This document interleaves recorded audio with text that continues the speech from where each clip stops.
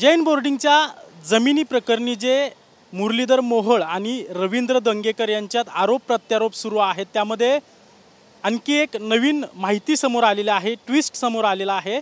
रवींद्र दंगेकर यांनी एका व्यावसायिक जे आहेत निलेश नवलाखा यांचा एक व्हिडिओ ट्विट केलेला आहे आणि त्यामध्ये ते निलेश नवलाखा सांगतायत की मुरलीधर मोहोळांनी मला देखील त्रास दिला होता। ते निलेश नवलाखा माझ्यासोबत आहेत, नेमका त्यांना काय त्रास दिलेला आहे, काय झालेलं आहे, ते कोण आहेत, त्यांची ओळख प्रथमतः जाणून घेणार आहोत। सर, तुमचं नाव निलेश नवलाखा आहे, नेमका तुम्हाला मुरलीधर मोहोळांनी काय त्रास दिला, काय तुमच्याबरोबर प्रसंग घडलेला आहे? मी चित्रपट निर्माता आहे, मी बांधकाम व्यावसायिक आहे, मी ॲक्टिव्हिस्ट सुद्धा आहे। सुशांत सिंग राजपूतची मीडिया ट्रायलचं पिटिशनर मी होतो, जे रेमडेसिवीर जे प्रकरण झालं कोविडच्या काळात त्याचा पिटिशनर मी होतो। माझ्यामुळे लोकांना रेमडेसिवीर मिळायला लागली, त्यावेळी कलेक्टरकडे जो साठा गेला तो माझ्या पिटिशनमुळे गेला। या व्यतिरिक्त मी शाळा, फॅन्ड्री, राक्षस, अनुमती असे आजपर्यंत 10 मराठी चित्रपट केलेले आहेत। मला 3 नॅशनल अवॉर्ड आहेत आणि मी बांधकाम व्यावसायिकसुद्धा आहे। मी छोटे मोठे कामं करतो, मी काही खूप मोठा बिल्डर नाही आहे। मी पोट भरण्यासाठी आणि मला सिनेमा करण्यासाठी जी मदत लागते मी त्या व्यवसायातनं कमवतो आणि माझा पॅशन जो सिनेमा आहे ते करतो। मुद्दा असा आहे की 2010 साली माझा बालेवाडी येथे प्लॅन सँक्शन झाला होता, मंजूर झाला होता महानगरपालिकेतून। त्याची मोजणी करून, झोनिंग करून, नकाशे मान्य करून त्याच्यावर आम्ही काम सुरू केलं। 2010 ते 2014 साली आम्ही एक बिल्डिंग बांधली, त्याचं कंप्लिशन घेतलं। ते सगळं झाल्यानंतर दुसरी एक बिल्डिंग होती, ती आम्ही 2020 साली 2018-19 साली काम सुरू केलं। त्याच्यावर बाजूच्या शेतकऱ्यांनी काही हे सगळे नातीगोतीमधली लोक ते मोहोळांकडे गेली आणि मोहोळ साहेबांनी महानगरपालिकेला 2 पत्र लिहिली की याबद्दल हे करावं आणि त्याच्यावर पॉलिटिकल प्रेशर आणून, कारण त्यावेळी ते महापौर होते, बांधकाम विभागाला माझं काम थांबवण्यासंदर्भात त्यांनी काय निर्देश दिले। हे तुमचे नेमके आरोप आहेत की पुरावे देखील आहेत की मुरलीधर मोहोळांनीच तुम्हाला त्रास देण्याचा प्रयत्न केला? नाही, माझ्याकडे पत्र आहेत त्यांनी दिलेले बांधकाम विभागाला। ह्याच्यात काही म्हणजे आरोप वगैरे काही नाही, त्यांनी पत्र दिलेले आहेत रीतसर बांधकाम विभागाला। काय पत्रात नेमकं काय आशयाची पत्र आहे? कसे असतात, महापौरांच्या लेटर हेडवर जेव्हा पत्र जातात तेव्हा ते अशा असतात की हा विषय काय आहे जरा लक्ष द्या, त्याची माहिती घ्या, अमकं करा, आणि बाकी जे सांगायचं असतं ते फोनवर सांगितलं जातं। काही सगळंच काही कोणी सगळं लिहून देत नसतं की काम थांबवा म्हणून। पण 2-2 वेळा पत्र पाठवली आणि जी मला महापालिकेच्या अधिकाऱ्यांनी जी माहिती सांगितलेली अशी आहे की त्यांच्यावर खूप प्रेशर टाकण्यात आलं फोन करून मुरलीधर मोहोळांकडून। हो, मुरलीधर मोहोळ थ्रू, आणि माझं ते काम बेकायदेशीररित्या थांबवलं। काम थांबवायचं असेल तर कायद्यात प्रोव्हिजन असते, MRTP ॲक्ट प्रमाणे तुम्हाला नोटीस द्यावी लागते, जी रीतसर असावी लागते, म्हणजे कायद्याने नोटीस द्यावी लागते की तुमचं आम्ही काम थांबवतो। तसं न करता महानगरपालिकेने मला साधी नोटीस काढली आणि त्याच्यात असं म्हटले की ह्याच्या पुढं आम्ही तुम्हाला कंप्लिशन पण देणार नाही आणि पुनर्मान्यता। त्यानंतर तुम्ही अधिकाऱ्यांना भेटला असेल की बाबा माझं काम का थांबवलं, काम का बंद पाडलं, त्यावेळेस अधिकाऱ्यांनी काय उत्तर दिलं नेमकं? सांगतो। या प्रकरणात त्याच्यानंतर सिटी इंजिनियर ह्यांच्याकडे, शहर अभियंता जे महानगरपालिकेचे असतात त्यांच्याकडं जवळजवळ 60 महिने हिअरिंग चालली। 60 महिने हिअरिंग चालली। मग मोजणी अशी करा, तशी करा, हे करा, ते करा, आणि त्या ह्याच्यात त्यांनी शहर अभियंता यांनी एक ऑर्डर केली की जोपर्यंत तुम्ही हद्द कायमची मोजणी करत नाही तोपर्यंत आम्ही तुम्हाला पुढची मान्यता देणार नाही। हद्द कायमची मोजणी झाली, हद्द कायमची मोजणी परत कुणीतरी पॉलिटिकल प्रेशरनी चुकीची केली। माझी 2010ची मोजणी हद्द कायम झाली 2025ला। मी जिथं बिल्डिंग बांधल्या तिथं लोक राहत आहेत, सोसायटी फॉर्म झालेली, 24 लोक ऑलरेडी राहत आहेत तिथं। बाकीच्या माझ्या अलीकडं अजून 48 फ्लॅट आहे। अशा आम्हा सगळ्यांना नोटिसा काढल्या आणि आत्ता परत शहर अभियंताच्या ऑफिसमध्ये परत हिअरिंग लावलेली आहे की आमचा प्लॅन रिवोक का करू नये म्हणून, म्हणजे आम्हाला दिलेली मान्यता का काढून घेऊ नये। आणि ही मान्यता दिली कधी 2010, हिअरिंग कधी 2025, हे सगळं तुमच्यासोबत झाल्यानंतर तुम्ही कुठल्या नेत्याला भेटला होता का किंवा कोणाशी या संबंधित बोलणं तुमचं झालं होतं? नाही, नेत्यांना भेटायची काही गरज नाही. हे बघा, महानगरपालिकेने जेव्हा काही केलं तर माझ्याकडे पर्याय काय असतो? महानगरपालिकेच्या अधिकाऱ्यांना भेटणे आणि दुसरं कोर्टात जाणे. मी दोन्हीकडे गेलेलो. कोर्टात तुम्ही गेला होता? कोर्टात प्रलंबित आहे.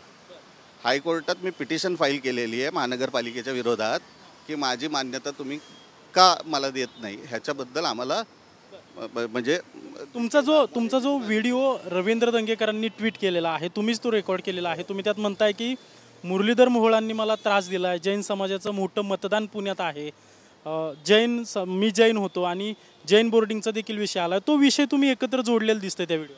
कारण मी जैन आहे ना, मला का त्रास दिला? माझं कायदेशीर का? तुम्ही जैन आहेत म्हणून मुरलीधर मोहोळांनी तुम्हाला त्रास दिला असा तुमचा आरोप? हो, तसं आहे. कारण आता काही गोष्टी ज्या फोनवर झालेल्या आहेत त्या मी सांगून आता उपयोग नाही. मला त्या काळी जेव्हा बोलण्यात येत होतं की तुम्ही मारवाडी लोक येऊन इथं धंदा करतात, अमकं करतात, तमकं करतात, त्यावेळेस मी लाईटली घेतलं.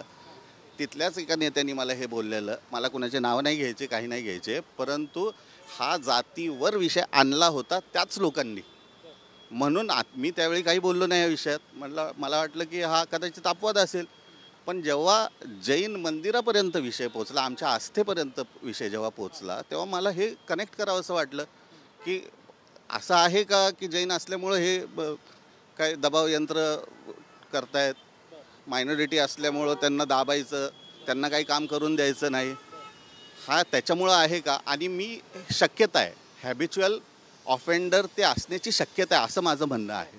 ते नाही आहे, त्यांनी सिद्ध करावं. जर मी जैन नव्हतो तर माझं काम का थांबवलं हे त्यांनी सांगावं. माझं काम बेकायदेशीर होतं का त्यांनी सांगावं, महानगरपालिकेने सांगावं. त्यांनी बोलावं ना. मला जे वाटलं ते मी बोललो आहे. तुम्ही तुमचा जो व्हिडिओ आहे त्याच्यामध्ये तुम्ही भारतीय जनता पार्टीच्या नेत्यांना म्हणताय की म्हणजे एका बाजूला तुम्ही रवींद्र दंगेकरांना पाठबळ देताय आणि दुसऱ्या बाजूला भारतीय जनता पक्षाचे नेते चुकीचं वागतायत असं सांगताय. काय नेमकं तुम्हाला चुकीचं वाटतं? हे बघा, त्याच्यात दोन विषय. मी राहतो पर्वती मतदारसंघात. त्यात भीमाले साहेबांनी काहीतरी अतिशय खालच्या पातळीवर ह्यांच्यावर टीका केली, दंगेकरांवर. आता भीमाले काय करतात तिथं सॅलिसबरी पार्कमध्ये? कित्येक लोकांचे प्रकल्प थांबून ठेवलेले आहेत, ताबे. त्यांच्या तिथं काम करायचं असेल तर त्यांना घेतल्याशिवाय काम करता येत नाही, अशी तिथं परिस्थिती. पर्वतीमध्ये भीमाले असं करतात? सॅलिसबरी पार्कमध्ये तुम्ही जाऊन या. सॅलिसबरी पार्कमध्ये विचारा तिथं कुणाला काम करता येतं का? राणावत म्हणून बिल्डर आहे, त्यांचा किती वर्ष प्रोजेक्ट थांबलाय बघा. जैन आहेत ते पण. तुमचा स्पष्ट आरोप आहे की जैन लोकांना भारतीय जनता पक्षाची नेते जे आहेत ते त्रास देत आहेत आणि प्रकल्प त्यांचे बंद त्रास देत आहेत. आणि जैन समाज हा असा आहे पर्वतीमध्ये, 1 लाख संख्या जवळजवळ आहे पर्वतीमध्ये, आणि भरभरून मतं जैन समाज भाजपला देतं, हे कोणीही नाकारू शकत नाही. जर तुम्ही तिथं येणारे नगरसेवक, आमदार सगळे जर बघितले तर जैन मतदारांच्या शिवाय ते निवडूनच येऊ शकत नाही. भरभरून मतदान होतं त्यांना, भरभरून. मग हे कृतज्ञ आहे का? मग ज्यांचं जे मतं देतात त्यांनाच त्रास देत आहेत का? हे कोणीतरी बोलायची गरज आहे ना. तुमचा असा आरोप आहे की जैन समाजाच्या लोकांना भाजपचे नेते त्रास देत आहेत. का देत असतील? नेमके काय याच्या मागं कारण काय वाटतंय तुम्हाला? हे बघा, कसं असतं, एखादी मेजॉरिटी एखाद्या मायनॉरिटीला का त्रास देते? आणि जैन मायनॉरिटी जी आहे ही व्यवसायातली आहे. अर्थकारण सगळ्यात महत्त्वाचा भाग आहे त्याच्यात. तुम्हाला इतरांना धंदे करून द्यायचे नाही, इथं तुम्हालाच पाहिजे. सॅलिसबरी पार्कमध्ये जर करायचं आहे तर त्यांना विचारल्याशिवाय करायचं नाही. अशी काही एका ठिकाणी नाही, आणि ही परिस्थिती पुण्यात बऱ्याच ठिकाणी आहे. अख्ख्या पुण्यातले नेते जे भाजपचे नेते आहेत ते त्रास देतात. आपल्याकडं बाहुबली हा शब्द वापरण्यात येत नाही, पण जे उत्तर प्रदेश, बिहारमधले जे बाहुबली करतात ना, इथले नेते सुद्धा तेच करतात. एखाद्या भागात जर कोणाला व्यवसाय करायचा असेल आणि तिथं जर एक मोठा, जर कोणत्याही पक्षाचा असो, आता हे भाजपचेच सगळे आहेत म्हणून भाजपचं नाव येत आहे, पूर्वी कोणत्या दुसऱ्या पक्षाचे असतील, परंतु भाजपचे लोक जेव्हा त्या भागात काम करत असतात तर त्यांना असं वाटतं की आमची तिथं मोनोपल्ली आहे, मक्तेदारी आहे, आम्हीच केलं पाहिजे सगळं, पैसे आम्हीच कमवायचे, टँकर लागले टँकर आम्हीच द्यायचे. हे कुठं नाही होत, तुम्ही बघा आणि सांगा मला. मुरलीधर मोहोळांवर, भीमालेंवर तुम्ही गंभीर आरोप करताय, मात्र रवींद्र दंगेकरांना पाठबळ तुम्ही सपोर्ट करत असल्याचं तुमच्या त्या व्हिडिओतून दिसतं. नाही, मी सपोर्ट ह्याच्यासाठी करतोय कारण दंगेकरांनी जे काही मुद्दे उचललेले आहेत, हा काही जैन आत्ता हॉस्टेलचा हा आत्ता उचलला आहे मुद्दा, ते पोर्शेचं प्रकरण असो, गायवाळांचं प्रकरण असो, शनिवारवाड्याचं असो, प्रत्येक अशा विषयात ते बोलत आहेत जो विषय माझ्या हिशोबाने आपल्या सर्वांसाठी महत्त्वाचा आहे पुणेकर म्हणून, आणि म्हणून माझा त्यांना पाठिंबा आहे. वैचारिक माझे त्यांचे मतभेद असू शकतात, ते ज्या पक्षात आहेत कदाचित माझी मान्यता नसेल त्याला, आमचे वैचारिक मतभेद असू शकतात ना, पण ते जे मुद्दे उपस्थित करतात ते चुकीचे नाहीत ना. आणखी काही अशी उदाहरणं सांगू शकाल तुम्ही की भारतीय जनता पार्टीच्या नेत्यांनी जैन समाजातील जे व्यवसाय करणारे लोक आहेत त्यांना त्रास दिला आहे, त्यांच्या साईड बंद पाडल्यात किंवा व्यवसायात काही त्रास दिला, अशी काही उदाहरणं आणखी आहे? नाही, मी तुम्हाला एक जर सांगितलं, तुम्ही जर सॅलिसबरी पार्कमध्ये चक्कर मारली ना, हे बघा, वस्तुस्थिती अशी आहे की जैन समाजातले लोक, कारण त्यांना व्यवसाय करायचा आहे, ते बोलायला घाबरतात. कारण आता मी बोललो आहे, आता महानगरपालिकेमध्ये जाऊन आता हे काय काय करणार आहे बघा तुम्ही पुढच्या काही दिवसांमध्ये, मी काय काय कामं केलेत, काय नाही केलेत, ह्या सगळ्या गोष्टी मला यापुढे त्रास देण्याचा प्रयत्न होईल यांच्या. 100% होणार, 100% होणार ना. तुम्ही बघा आता मी कुठं कामं करतो, मी काय केलं काय नाही, माझ्या आता कच्चा चिठ्ठा काढायचा प्रयत्न करतील, काढू द्या. मी काय लबाड नाही, मी काय दरोडेखोर नाही, मला काही भीती नाही वाटत या सगळ्याची. मी कायदेशीर कामं करतो. तुमच्यावर आत्ता काय दबाव आहे कोणाचा? दबाव कोणी देत नाही, पण जे फेसबुकवर काल ट्रोलिंग झालेले त्यांचेच लोक मला म्हणतात की आम्ही जेलमध्ये टाकू आणि डिफेमेशन करू आणि हे करू आणि ते. तुम्हाला धमके येत आहेत सोशल मीडियावर त्यांचेच आजूबाजूचे लोक हस्तक त्यांचे टाकतात फेसबुकवर, तुम्ही बघा माझ्या पोस्टच्या खाली. म्हणजे मुरलीधर मोहोळांच्या जवळची लोक तुम्हाला धमक्या देत आहेत जेलमध्ये टाकू, आणखी काय काय धमक्या येतात? नाही, डिफेमेशन आणि जेल आणि ह्या सगळ्या गोष्टी जे आता हा काही नवीन फॉर्म्युला नाही आहे. भाजपच्या विरोधात बोलल्यावर आपण देशद्रोही असतो, हा काही नवीन फॉर्म्युला थोडीच आहे. हा फॉर्म्युला माझ्यासाठी पण लागू आहे.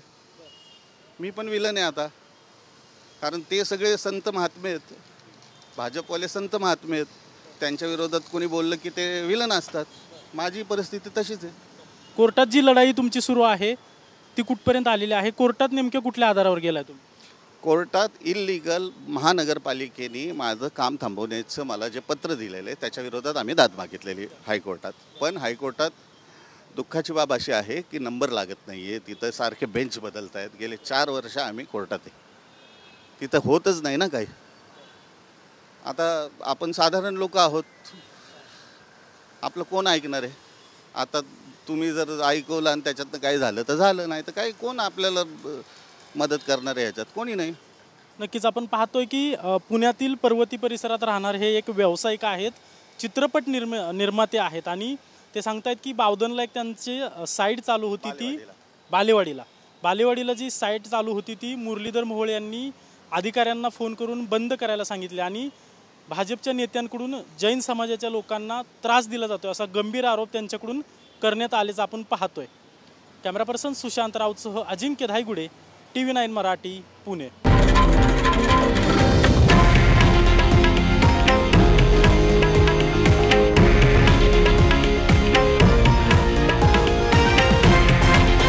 हे आहे देशातील नंबर 1 न्यूज नेटवर्क आणि आपण पाहत आहात TV9 मराठी, एकमेव.